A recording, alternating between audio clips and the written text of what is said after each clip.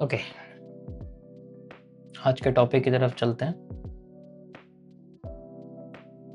कल मैंने आप लोगों को कैपिटल फंडिंग और टाइम फ्रेम एडवांस के बारे में सारी चीज़ें बता दी थी and now we are on little above.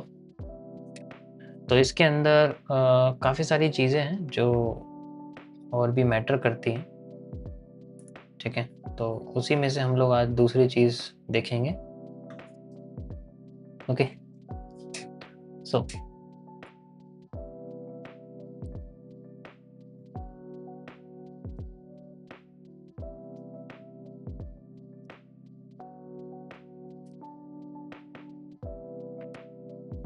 MMC phase 2, इसके अंदर कई सारी चीज़ें हैं। जैसे सबसे पहले आता है हमारा टाइम बेस्ड एनालिसिस।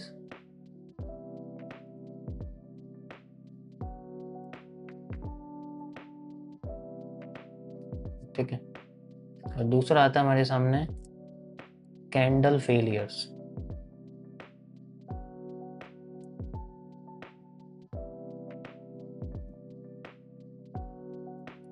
देखो, जो फेज 2 है ये जनरली शुरू होता है आपके एंट्री मॉड्यूल्स के लिए।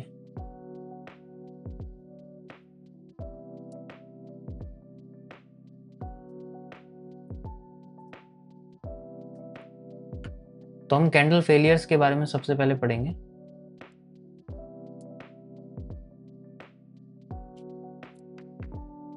कई तरीके के जोन्स पर कैंडल फेल होती है। अगर वो मान लीजिए हमारी टॉप जोन है, जिसे हम लोग आसान भाषा में रेजिस्टेंस कहते हैं,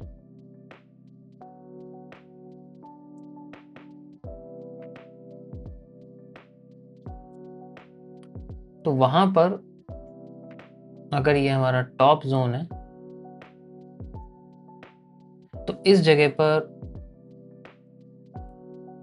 जब कैंडल्स फेल होती हैं, लेट से अगर एक कैंडल, सबसे पहले आप समझो कि कैंडल फेलियर कहते किसे। कैंडल फेलियर का मतलब क्या होता है?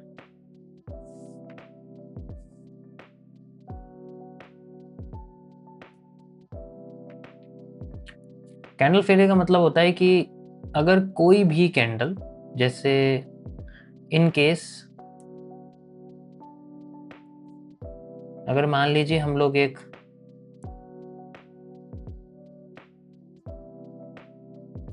ऐसी कैंडल की बात करते हैं और हम ले एक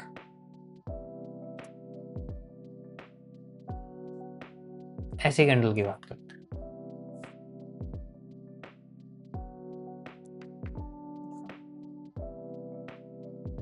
ये दोनों किसी भी कलर की हो सकती हैं।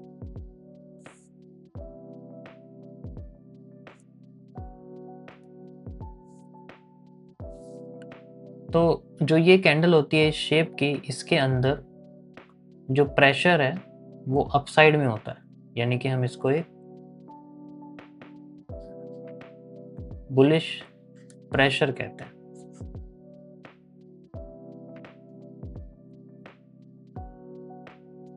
सेम इसी तरीके से अगर आप देखोगे तो यहाँ पर आपका बियरिश प्रेशर होता है। तो ये जो बुलिश और बेरिश प्रेशर होता है, यहाँ पर इनकी चीजें होती हैं। लेट से ये कैंडल फेल होगी जब इसका लो ब्रेक हो जाएगा, ये कैंडल फेल होगी जब इसका हाई ब्रेक हो जाएगा, तब ये कैंडल फेल हो जाती है। क्योंकि बहुत सारे लोग दुनिया में इन कैंडल्स के लो पर अपना स्टॉप लॉस लगाते हैं, और सेम इसी तरीके से बहुत सारे लोग अपना इस कैंडल के हाई पे अपना स्टॉप लॉस लगाते हैं। तो सारा खेल यहां से शुरू होता है। तो अगर इनमें मार्केट ऐसे नीचे चली जाए तो ये फेलियर है, मार्केट ऐसे चली जाए तो ये फेलियर है। दोनों केसेस में इस तरीके से फेलियर होता है। तो जो टॉप जोन होता है जिसमें हम लोग इसके बारे में बात करेंगे सबसे पहले, इसके ऊपर जब हमें फेलियर दिखाई देता है तो हम उसको बोलते हैं, अगर मान लीजिए हमें ऊपर कहीं पर भी फेलियर नज़र आता है, ठीक है, मान लीजिए मार्केट यहाँ से ऊपर जाके नीचे आ जाए, बेशक कुछ भी करे, तो इस चीज़ को हम लोग बोलते हैं स्वैप, ठीक है। और अगर इसको फेल करके कंटिन्यू कर रही है तो उसको हम बोलते हैं स्वैप कंटिन्यूएशन, ठीक है, स्वैप कंटिन्यूएशन या फिर वॉल्यूम स्वैपिंग। अगर यहाँ पर दोबारा से बता देता हूँ, इस तरीके से इसका जो हाई है वो ब्रेक हो जाता है और फिर बाद में मार्केट आपकी कंटिन्यू करती रहती है, इस तरीके से कंटिन्यू करती रहती है और जाती रहती है ऊपर।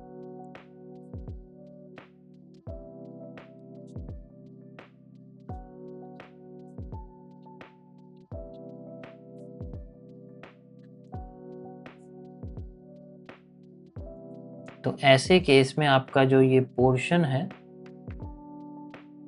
इसको बोलते हैं वॉल्यूम स्वैप।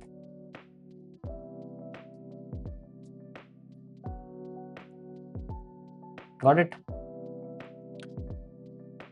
इसी तरीके से आपका दूसरा जोन होता है जब हम रेजिस्टेंस की बात करते हैं,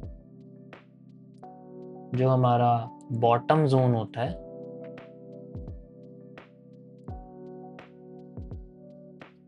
जिसे हम लोग सपोर्ट बोलते हैं।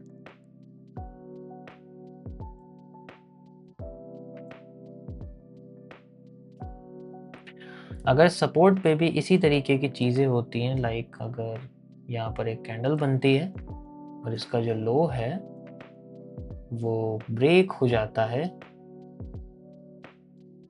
और फिर कंटिन्यूएशन होता रहता है, मार्केट एक ही डायरेक्शन में नीचे आती रहती है।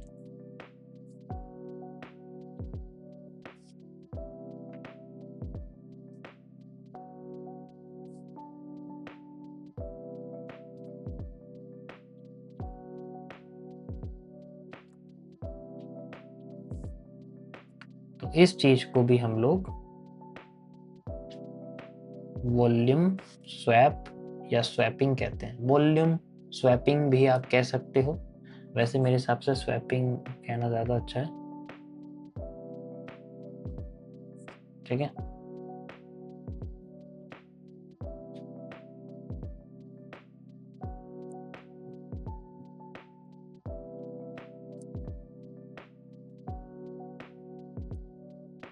ठीक है, गॉट इट। अब यहाँ पर हम लोग बात करते हैं नेक्स्ट चीज़ के बारे में कि इनसे अलग क्या होता है। इसी तरीके से जैसे यहाँ पर स्वैप होता है, इन केस अगर मार्केट ने कंटिन्यूएशन नहीं किया, सेकंड पॉइंट इसका जो निकल के आता है दैट इज नॉन कंटिन्यूएशन। तो अगर यहाँ पर मार्केट ने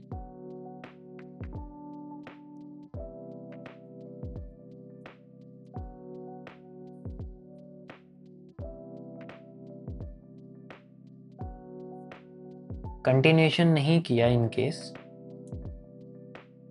इसी तरीके से हाई बनता है और इसका जो हाई है वो मान लीजिए फेल हो जाता है और फिर बाद में मार्केट नीचे आ जाती है,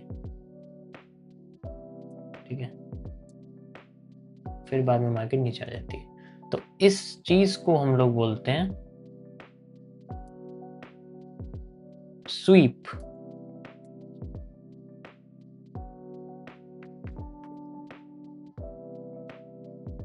और जब ऐसा होता है तो यहाँ पर बहुत सारा ऐसा अमाउंट होता है जो पड़ा रहता है, ठीक है, लिक्विड फॉर्म में। वॉल्यूम नहीं होता, वो लिक्विड फॉर्म में हो, तो इसीलिए हम इसको लिक्विडिटी कहते हैं और उसी से मिलके ये बनता है लिक्विडिटी स्वीप। तो यहाँ पर एल स्वीप होता है, आप इसको एल स्वीप के नाम से भी कह सकते हो, लिक्विडिटी स्वीप।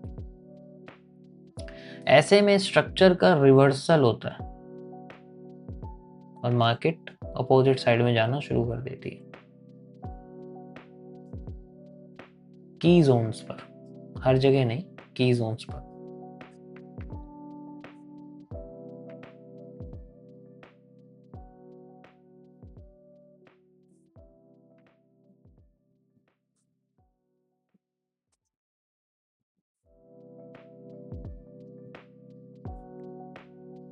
ओके, इसी तरीके से आपके बॉटम जोन्स की अगर हम बात करें तो यहाँ पर भी इसी तरीके से होता है कि अगर यहाँ पर आपकी जो कैंडल है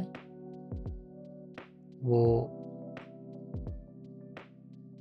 इस तरीके से हो जाए कि ऊपर जा रही है इन केस, लेकिन उसने पहले अपना लो फेल कर दिया है, तो हम इस पूरे पोर्शन को भी लिक्विडिटी स्वीप कहते हैं।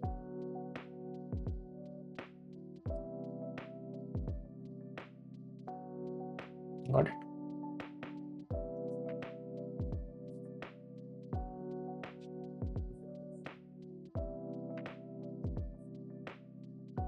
ये सारी चीजें आपकी की जोन्स पर होनी चाहिए, मतलब जितनी चीजें मैंने आपको बताई है सारी की सारी चीजें की जोन्स पर होती हैं तो ज़्यादा अच्छा लगता है।